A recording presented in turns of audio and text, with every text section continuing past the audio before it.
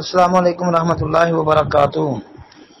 محترم بھائی نے یہ جی ایک پوسٹ بھیجی ہے جس میں لکھا ہے امام علی مقام کی مظلومانہ شہادت پر آسمان بھی رویا۔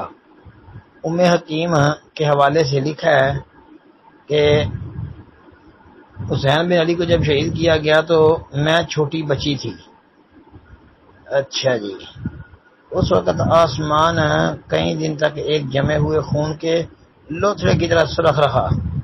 کہتے ہیں تحقیق کر دو، یہ روایت ثابت ہی نہیں ہے۔ یہ طبرانی کبیر میں آتی ہے، یہ حوالہ بھی طبرانی کبیر کا ہی ہے، بالکل اسی نمبر پر 2836 نمبر پر حدیث موجود ہے، لیکن روایت ثابت نہیں ہے جی۔ اس میں علی بن مسہر وہ یعنی ام حکیم سے بیان کرتے ہیں، اور یاد رکھو علی بن مسہر 189 میں یہ فوت ہو گئے، یعنی 189 ہجری میں علی بن مسہر فوت ہو جاتے ہیں۔ تو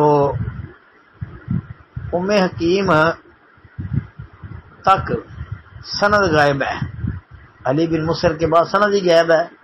وہ بھائی علی بن مسہر 179 میں یعنی 89 میں فوت ہوتے ہیں، تو ام حکیم جو ہے وہ چوتھے طبقے کی تابعیہ ہے۔ یہ رضی اللہ عنہ کا صحابی نہیں ہے، یعنی صحابیہ نہیں ہے، تابعیہ ہے یہ، تو یہ بھی چوتھے طبقے کی تابعیہ ہے۔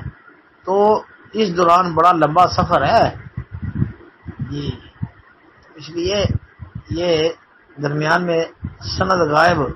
پھر یہ بھی یاد رکھے کہ ام حکیم جو ہے یہ تابعیہ ہے اور مجہول ہے، یعنی یہ مجہولہ ہے، اس کا کوئی عطا پتہ نہیں ہے۔ صرف ابن حبان نے جو ہے اس کی توثیق کی ہے، کتاب الثقات میں ذکر کیا ہے بس۔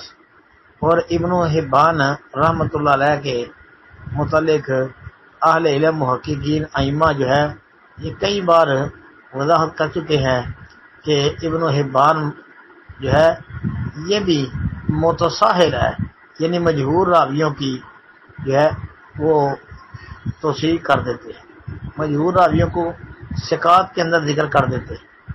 تو ابن حبان کے علاوہ کسی نے اس کی توثیق نہیں کی، تو جب ابن حبان اکیلا کسی مجہور راوی کی توثیق کرے تو اس کو محققین ائمہ دین نے قبول نہیں کیا، تو لہذا یہ روایت ثابت نہیں ہے جی۔ السلام علیکم ورحمۃ اللہ۔